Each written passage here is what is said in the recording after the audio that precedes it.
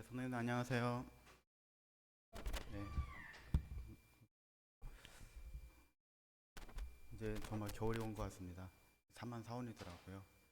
네, 네, 한 3일, 3일 춥고 4일 따뜻하고 한 갑자기 저번 주만 해도 저도 그 더워서 속에 반팔을 입고 다녔다가 네, 이제 다시 긴팔 꺼내가지고 옷 입고 이렇게 했는데 쭉 날씨를 보니까 이제 3만 4온이 시작된 것 같습니다. 그래서 계속 이제 그 정말 절기는 정말 속일 수 없다고 이렇게 더다 갑자기 이렇게 그 가을을 지나서 초겨울의 날씨로 이제 지나가는 것 같습니다.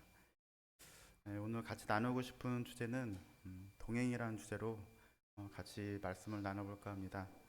어, 동행이란 말은 말 그대로 같이 길을 간다는 그런 뜻인데 참 많은 의미를 갖고 있는 것 같습니다.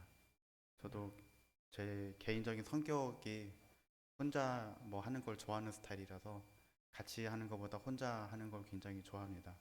그래서 일단 혼자 있는 거 좋아하고 별로 좋은 성격은 아닌 것 같아요. 근데 어쨌든 뭐 각각 성격에 그 나름 장단점이 있겠지만 저는 보통 그런 성격입니다. 근데 어 그래서 원래 제 직장을 처음에 직장 잡기 전에 그냥 혼자 할 수 있는 일을 했으면 좋겠다는 생각을 했었어요. 근데 그게 안 돼가지고 지금은 정말 많은 사람을 만나고 하는 그런 일을 하고 있는데 일을 이렇게 시작하고 뭐 직장 생활을 하고 이렇게 하다 보니까 한 가지 정말 분명한 것은 혼자 하는 것보다 같이 하면 더 오래 길게 멀리 갈 수 있다라는 그런 생각을 하게 됩니다. 그래서 음, 그래서 한 가지 이 동행이라는 주제를 말씀 나누기 전에 한 가지 질문을 드려보도록 하겠습니다. 우리 성도님들은 지금 누구와 함께 걷고 계신가요? 그리고 누구와 함께 걷고 싶으신가요? 네, 이 두 가지 질문을 한번 이 시간 동안에 같이 하셨으면 좋겠습니다. 어, 때로는 이게 젊은 층한테 예, 이렇게 어차피 인생은 독고다이 라는 그런 그런 말도 하죠. 한때는 이게 꽤 멋있어 보였어요. 예, 예. 독고다이라는 말이 일본어 그 말인데 특공대라는 뜻입니다. 그리고 특공대는 보통 어떤 은밀한 곳에서 이렇게 특수한 작전을 어 저기 작전을 하잖아요. 그래서 같이 하지 않고 혼자 보통 일을 하죠. 그래서 독고다이라는 말을 한 것 같은데 어차피 인생은 독고다이라고 하는데 진짜 정말 이렇게 산다면은 정말 독고다이 혼자 죽는 거죠. 예, 그렇게 되는 것 같습니다. 그래서 참 이 그림과 또 전혀 다른 관계로 예, 같이 가는 이 딱 보기만 해도 뭔가 따뜻해지지 않으신가요? 예, 그 성경은 하나님과 함께 걷는 자는 복되다고 이렇게 말씀을 하고 있고, 그래서 이 시간을 통해서 우리 함께 이 동행이라는 어떤 의미를 좀 기억하고, 그리고 성경 속에서 어떤 인물들이 이 하나님과 동행하는 그리고 함께하는 삶을 살았는지, 그리고 어떤 동행의 원리나 이제 그런 부분들을 우리가 교훈을 좀 받았으면 좋겠습니다. 동행은 단순히 함께 있는 것이 아니라 우리 앞서 그 찬송을 불렀는데 그 후렴구가 저는 너무 마음에 와닿았어요. 동행을 할 수 있는 거는 친구이기 때문에 동행을 할 수가 있습니다. 친구가 아니면은 동행하기가 어렵죠. 자기와 마음이 안 맞고 그리고 그렇다면은 정말 동행하기 어렵습니다. 그러면 즐거운 시간들이 아니라 정말 이제 지옥의 시간들이 펼쳐질 것입니다. 그래서 이 동행은 정말 누구와 함께 동행을 해야 되는지 그리고 할 수밖에 없는지도 굉장히 중요한 것 같습니다. 시장에서 정말 동행을 할 수밖에 없는 사람을 만나면 정말 그보다 어려운 때는 없는 것 같았어요. 예. 그래서 정말 좋은 사람을 만나는 것도 정말 하나님의 복이고, 그리고 우리 또 교회 안에서도 같은 성도의 이름을 가지고 함께 같은 마음을 가지고 같은 한 뜻으로 하나님 섬기는 것은 더더욱 큰 복인 것 같습니다.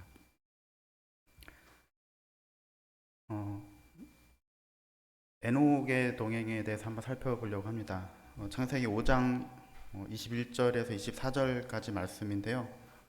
제가 읽어드리겠습니다.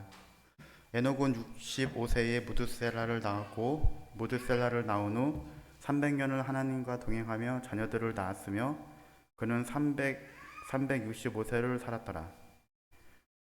여기 5장 24절을 함께 읽어보겠습니다. 시작.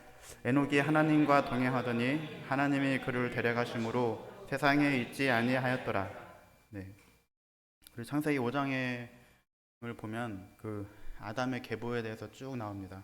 그래서 창세기 5장 1절에는 그래서 창세기 5장 1절에 보면 이것은 아담의 계보를 적은 책이니라 이렇게 말씀이 나오고 있어요. 왜 하나님께서 우리도 알지도 못하는 그 많은 사람들의 그 계보를 쭉 적으셨을까? 라는 질문을 한번 해보면은 그리스도의 계보가 이 족보, 이 계보를 통해서 우리 주님께서 이런 성육신을 하는 모습을 저희가 볼 수가 있는데, 그래서 우리의 그 어떤 가문의 그런 족보잖아요, 어떻게 보면. 그래서 그것은 분명히 하나님께서 성육신을 하셨다는 그 사실을 분명히 알 수 있는, 우리 사람의 눈높이에서 알 수 있는 그런 것이구나라는 그런 생각을 하게 됩니다. 근데 재밌는 사실은 여기 5장 1절에서 쭉 보면은 아담은 셋을 낳고 뭐 800년을 지내면서 자녀를 낳았으며, 그리고 셋은 105세에 에노스를 낳았고 뭐 870년을 지내며 자녀들을 낳았고 쭉 이렇게 있습니다. 그래서 다 똑같이 하나님께서 생육하고 번성하라는 그 말씀에 맞춰서 이때는 정말 그 생육하고 번성하는 것이 정말 하나님의 뜻이었던 것 같아요. 다 똑같이 다 낳고. 예. 근데 에녹은 조금 달랐던 것 같습니다. 예. 에녹이 하나님과 동행하더니 하나님이 그를 데려가신 모두 세상에 있지 아니하였더라. 말씀을 볼 때에 아마 그 21절 65세에 무드셀라를 낳았다고 했는데 어떤 이 성경에는 분명하지 않지만 그 무드셀라를 낳은 65세의 무드셀라를 낳은 후에 그가 어떤 특별한 경험을 하게 된 것 같아요. 그래서 저는 이제 그 이유가 뭘까라고 생각을 했는데 전 개인적입니다. 제 개인적 의견은 제 개인적 경험을 봤을 때 내가 언제 제일 간절했던가 생각을 해보면은 저는 우리 아이들이 아플 때가 제일 간절했던 것 같아요. 그래서 그때는 기도를 할 수밖에 없고 막 그 열이 펄펄 떨어서 막 40도 이렇게 육박하게 되면은 할 수 있는 게 아무것도 없잖아요. 그냥 옆에서 물론 저희 자매가 더 고생했죠. 이제 거의 잠을 못 자니까 저는 잠을 잘 자고 예, 예, 이제 약 사다 주고 그렇게 했습니다만 그런데 그때만큼 그렇게 더 그 간절한 마음이 될 수 있을까 싶을 정도로 이렇게 돌이켜 보면 그랬던 것 같습니다. 아마 저는 그래서 아마 그 왜 이렇게 어떻게 이해녹이 갑자기 그 삶의 변화가 있었는지 그 많은 사람들 얘기를 하는데 그 중에 하나가 그때 무드셀 많이 아프지 않았을까라는 저는 개인적인 의견입니다. 그래서 그것도 맞을 수 있겠구나 제 경험상 봤을 때. 그래서 어쨌든 이 에녹은 이 무드셀라를 낳은 후에 어, 하나님과 함께 동행했다고 이렇게 말씀이 나와 있습니다. 다 똑같이 계속 몇 세까지 계속 뭐 이 시대는 거의 900세까지 이렇게 사람들이 살았던 것 같아요. 수명이. 그래서 900년 동안 이제 그 자녀를 낳았더라. 그래서 이 에녹은 하나님과 동행하더니, 근데 하나님이 그를 저기 데려가심으로 세상이 있지 아니하니라 말씀을 있는데, 이 에녹은 정말 하나님과 함께 동행했습니다. 어, 그 창세기에 보면은 하나님께서 자기의 형상대로 우리 사람을 지으셨다고 말씀이 나왔고, 그리고 하나님께서 우리 사람과 함께 동행하기를 굉장히 원하셨던 것 같습니다. 그래서 항상 하나님께서 그 에덴 동산에서 그 아담을 만나기 위해 오셨고, 이제 그를 통해서 이 세상을 어떻게 다스리는지 보고 싶어 하셨던 것 같아요. 그리고 굉장히 즐거워하신 것 같습니다. 근데 이제 그 죄가 우리 가운데 들어왔죠. 네. 근데 이 에녹은 그 다른 자기 조상들과는 다르게 하나님과 동행하는 삶을 살았다고 성경은 기록하고 있습니다. 그래서 어, 동행이란 말은 그래서 어, 우리가 그냥 같이 있는 것뿐만이 아니라 정말 깊이 신뢰할 수 있고, 그리고 그 상대의 마음을 제일 잘 알고 상대도 나의 마음을 잘 아는 그런 관계가 정말 동행하는 관계가 되겠죠. 그래서 이 에녹의 동행은 그래서 믿음으로 정말 하나님을 기쁘시게 하는 그런 그런 삶이었다고 이렇게 성경 기록하고 있고요. 예. 에녹의 예도 있지만 또 어, 노아도 있습니다. 창세기 6장 9절에 보면 이것이 노아의 족본이라. 노아는 의인이요 당대의 완전한 자라. 그는 하나님과 동행하였으며. 예. 이 노아가 살던 시대는 죄악이 관영한 그런 시대였어요. 근데 이 노아 잘 살고 있는 노아에게 갑자기 하나님께 나타나셔서 그에게 방주를 지으라고 말씀하십니다. 네, 그때의 방주는 무엇일까요? 네. 우리가 잘 생각해 보면은 이제 그 방주를 그 제일 높은 산꼭대기에다가 방주를 지으라고 하시는데, 그 방주를 지어진 시간은 약간 성경 학자들만 약간 좀 시각적인 차이가 있지만 보통 성경에서는 120년 동안을 방주를 지었다고 기록하고 있습니다. 근데 그 당시에는 사실상 지금처럼 뭐 폭우가 없었던 시대였어요. 왜냐하면 거기 그 뭐죠?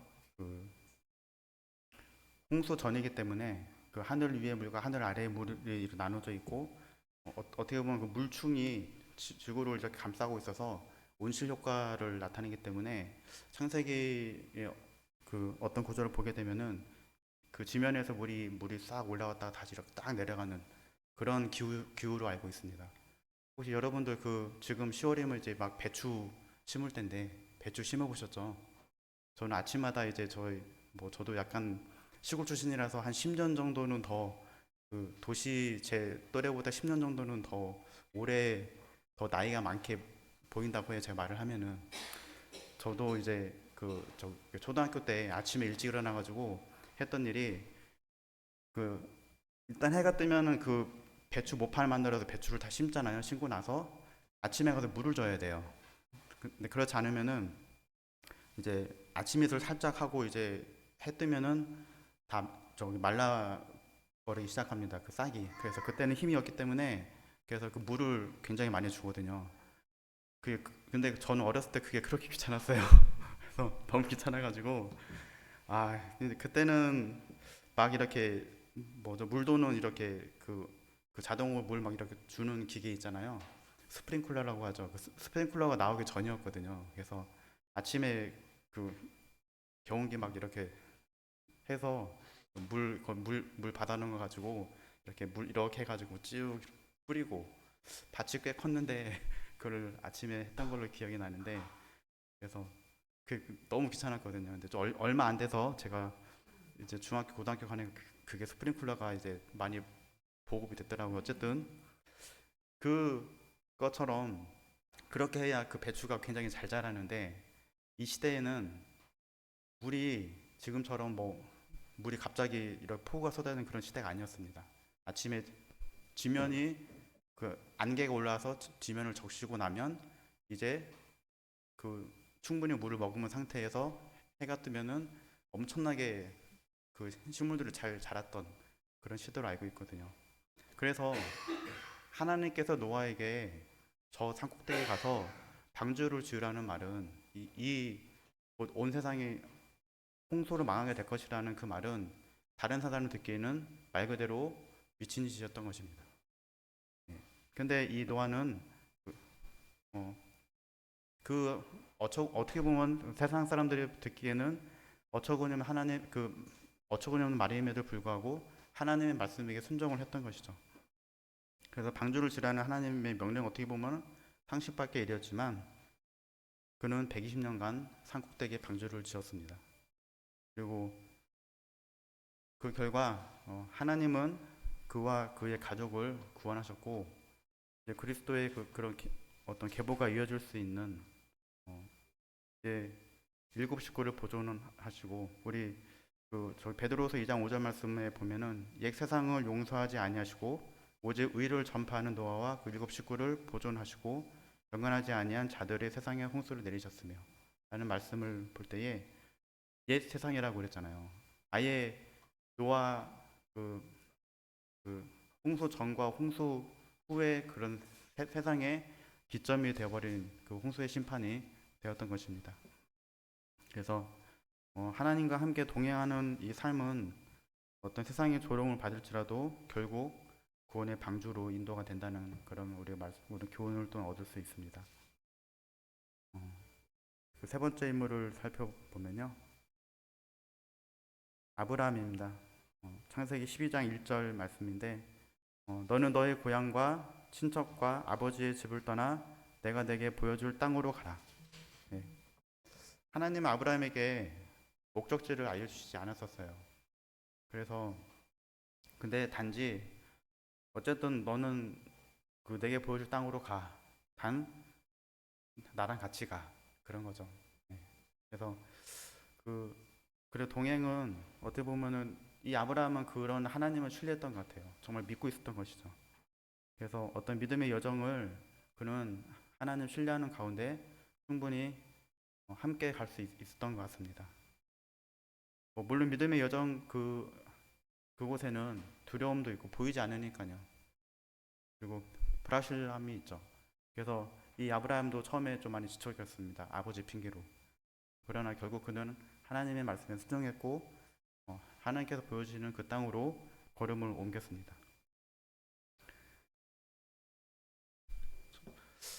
정말 하나님께서 아직 다 보여주시지 않지만 우리는 하나님을 신뢰한다면 하나님 인도하심을 따를 수가 있는 것이죠. 마지막으로 엠마오로 가는 두 제자의 동행입니다.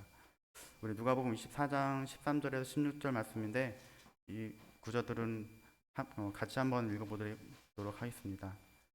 그날에 그들 중 둘이 예루살렘에서 25리 되는 엠마오라 하는 마을로 가면서 이 모든 된 일을 서로 이야기하더라. 그들이 서로 이야기하며 문의할 때에 예수께서 가까이 이르러 그들과 동행하시나 그들의 눈이 가리워져 그인 줄 알아보지 못하였거늘. 네. 이 광경을 한번 잘 상상을 해보시면 좋을 것 같아요. 이 정말 절망 속에서 이제 터널 가고 있는 두 제자들에게 이 모든 된 일을 서로 이렇게 이야기하고 있는데 이제 우리 어떡하지? 막 그랬을 것 같아요. 어떡하지? 막 그러면서 이제 뭘 먹고 살지? 정말 주님께서 가셨는데 우리는 이제 어떻게 되는 거지? 그리고 로마 군병들이 우리를 찾지 않을까? 그리고 유대인들의 그런 종교 그 위의 권위자들이 또 어떤 목숨을 노리지 않을까 걱정을 하면서 했는데 그 예수께서 가까이 이르러 그들과 동행하시나. 예. 근데 그들의 눈이 가리워져 그인 줄 알아보지 못했다고 성경 기록하고 있습니다. 예. 근데 그 다음 말씀 보면은 이제 예수님께서 이제 그들의 눈이 밝아져서 예수님을 알아본 순간 이제 그들의 그 마음들은 어떤 좌절에서 어떤 소명의 길로 이렇게 그 소명으로 바뀌었죠. 그래서 그 뒤에 말씀 보면은 그들의 마음이 뜨거워지더라 말씀에 나오고 있습니다. 우리가 정말 예수님과 함께 동행하지 못한다면 우리 마음이 많이 식어졌을 거예요. 냉랭해지고 그리고 다른 사람의 어떤 필요나 우리 주위를 둘러봤을 때 좀 많이 냉랭해져 있을 겁니다. 사실 제가 좀 그런 게 있는 것 같습니다. 저 혼자 있는 걸 좋아하고 그렇게 하다 보니까 솔직히 눈에 잘 들어오지 못할 때가 많이 있어요. 근데 정말 하나님과 같이 동행하고 정말 주님 그런 말씀의 어떤 교훈을 받고 있을 때는 또 이제 주위를 많이 이렇게 돌아보게 되는 그런 제 모습도 발견하게 됩니다.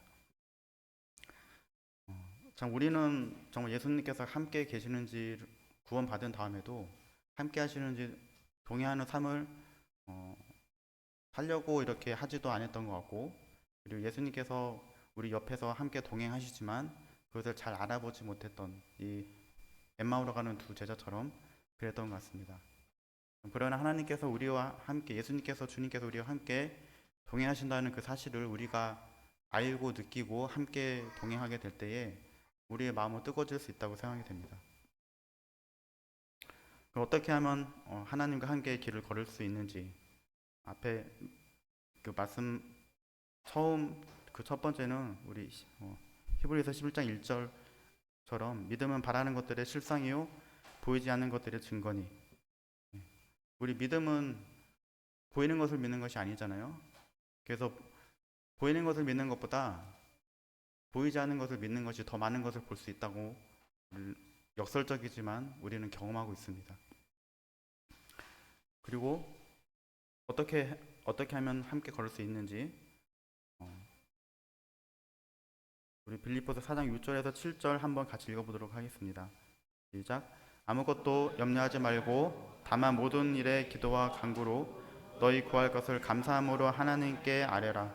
그리하면 모든 지각에 뛰어난 하나님의 평강이 그리스도 예수 안에서 너희 마음과 생각을 지키시리라. 네. 우리는 그냥 일정한 큰 사건이 있을 때마다 기도하는 것이 아니라 모든 일에 기도와 간구로 그 모든 것을 하나님께 아뢰라고 말씀을 하고 계시거든요. 그런 의미에서 보면은 저는 정말 직장생활보다 못한 어떤 신앙생활을 하고 있는 것 같아요. 왜냐하면 직장생활에서는 선보고 중간보고 후보고를 꼭 결과보고를 꼭 합니다. 이게 거의 습관화돼 있어요. 그것이 안 되면 일을 잘하는 사람이 아니라고 보통 생각을 하죠.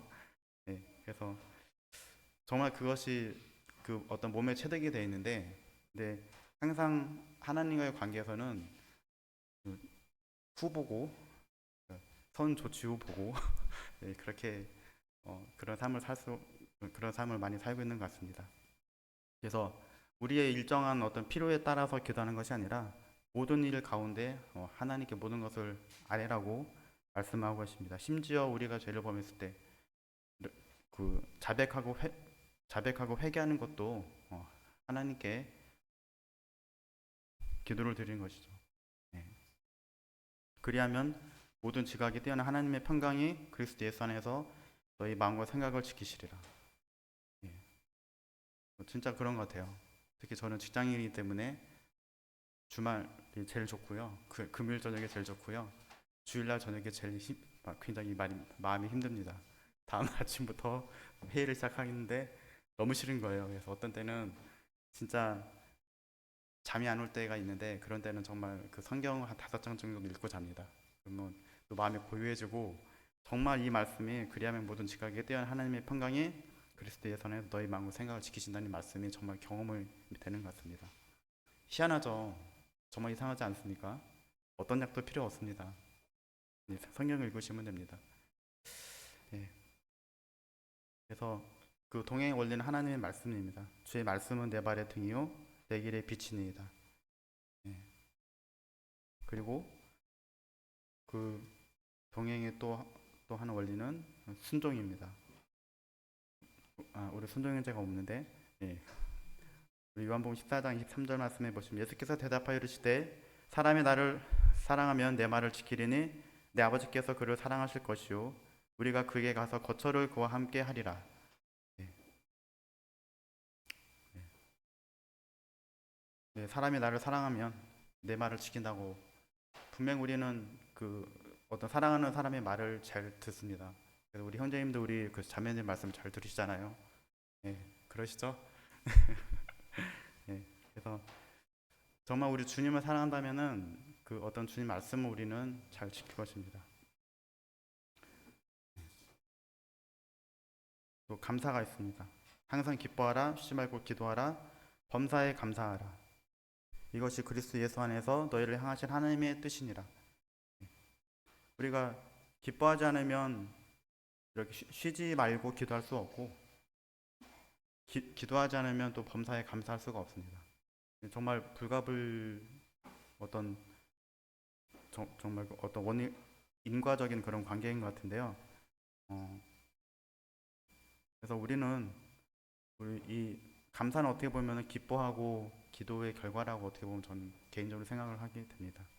그래서 범사에 감사할 수 있기 위해서는 정말 하나님으로 해서 기뻐하고 그리고 쉬지 말고 하나님과 같이 나의 모든 것을 아뢰고 그때에 정말 하나님께 주시는 그런 감사함이 넘칠 수가 있는 것 같습니다.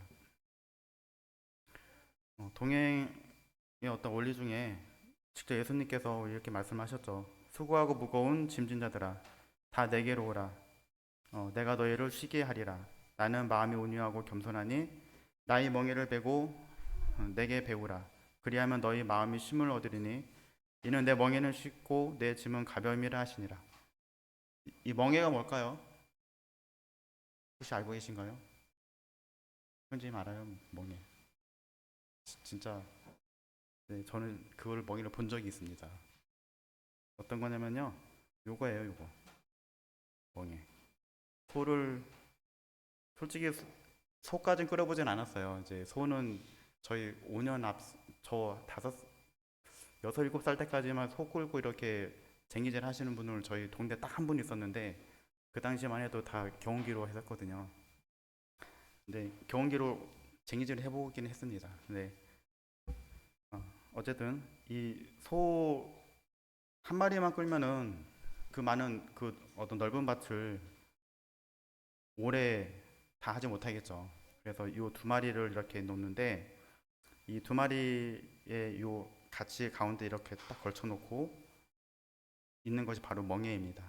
그래서 보통 저 멍에를 맬 때는 그 두 마리의 소를 사용할 때는 이제 어떤 경험 많은 소 두 마리를 사용할 수도 있고 근데 어, 경험이 없는 소를 사용하지는 않습니다. 보통 경험 많은 소 한 마리와 그리고 어린 소를 이렇게 같이 사용한다고 합니다. 그래서 우리 멍에를 매라는 이 말씀의 뜻은 예수님께서 우리에게 내 짐을 져라는 그런 뜻이 아니라 예수님께서는 몸소 어떤 숙련된 소의 역할을 하시는 거죠. 그래서 그 어떤 그 어린 소들이 그 어떤 숙련된 소의 이끌림을 받아가는 겁니다. 그래서 나의 멍에를 메고 내게 배우라는 말씀은 주께서 인도하시는 방식대로 함께 걸음을 배우라는 뜻입니다. 내 짐을 나누라는 그런 내 짐을 같이 져주라는 그런 뜻은 아닌 걸로 저 알고 있습니다. 그래서 우리는 이 같이 멍에를 댈 때에 먼저 갈 수가 없어요. 그리고 더 늦게 갈 수도 없어요. 같이 보조를 맞춰서 갈 수밖에 없습니다. 그래서 우리는 이 멍에를 주님과 함께 맨다면은 주님보다 먼저 갈 수 없고 그리고 주님보다 또 늦게 갈 수도 없습니다. 같이 갈 수밖에 없는 그런 어떤 구조인 거죠. 네.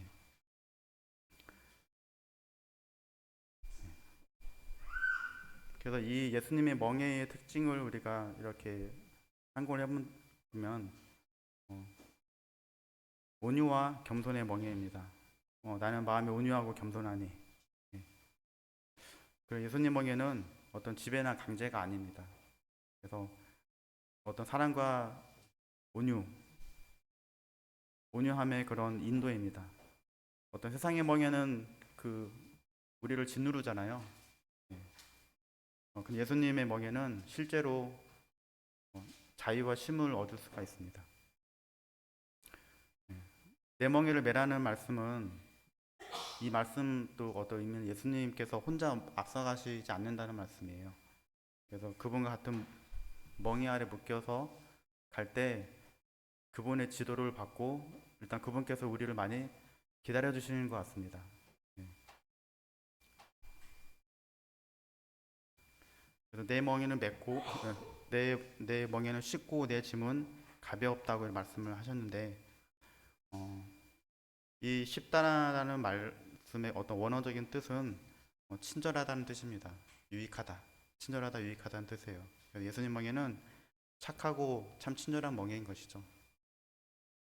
그리고 가볍다는 이 말씀은 이 어떤 원어적인 뜻은 짐이 없다, 뭐 그런 짐이 없어서 가볍다는 말의 뜻이 아니라 그분이 함께 매시기에 우리 짐이 더 가벼워 짐을 질 수 있도록 짐이 감당 가능하다라는 그런 말뜻으로 생각하시면 되겠습니다. 그래서 우리 주님께서 우리에게 같이 멍에를 베고 내게 배우라는 이 말씀을 우리가 좀 같이 좀 깊게 상고했으면 좋겠습니다.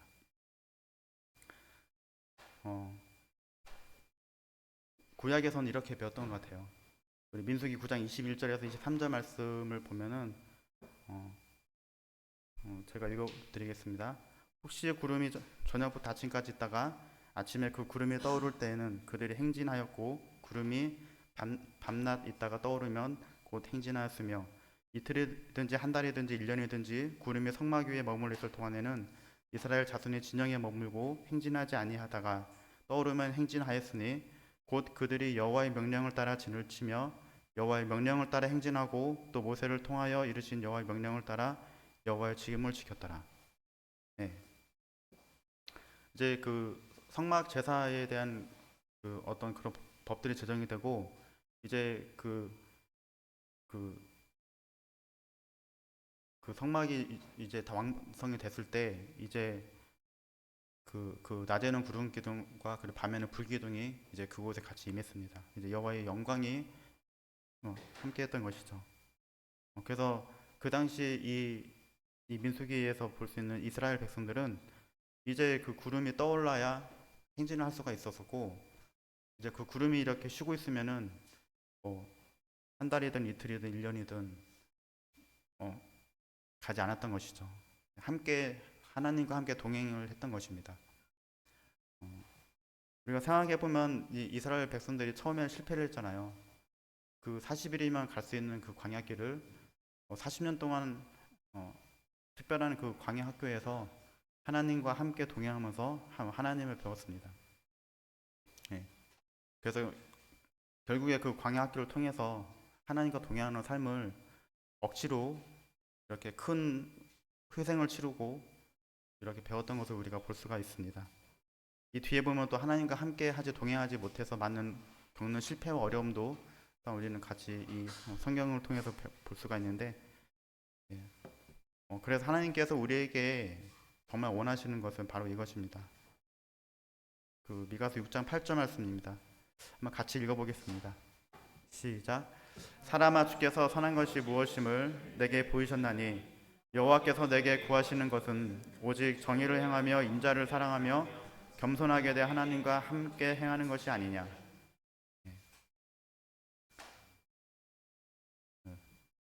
오직 정의를 행하며 인자를 사랑하며 겸손하게 하나님과 함께 행하는 것이 아니냐. 정말 하나님께서 우리에게 원하시는 그런 제사가 아닐까 싶습니다. 그래서 우리는 우리 일상생활에서 개인적으로 매일 이렇게 기도로 시작할 수 있고, 그리고 그 가정에서 함께 동행 식탁에서 함께 기도하고 대화할 수 있고, 우리 또 교회 공동체에서 서로 격려하며 모이기를 힘쓰라는 히브리서 말씀처럼 우리는 함께 신앙 여정을 함께 동행하며 나누는 공동체입니다. 그래서 우리 함께 주님 오시는 날까지 같이 주님과 함께 먼저 동행하시고, 그리고 그 동행하는 삶 속에서 같은 우리 교회 공동체 안에서 서로 모이기를 힘쓰고 서로 격려하는 우리 안성동부 교회 성도님들 됐으면 좋겠습니다. 이상입니다.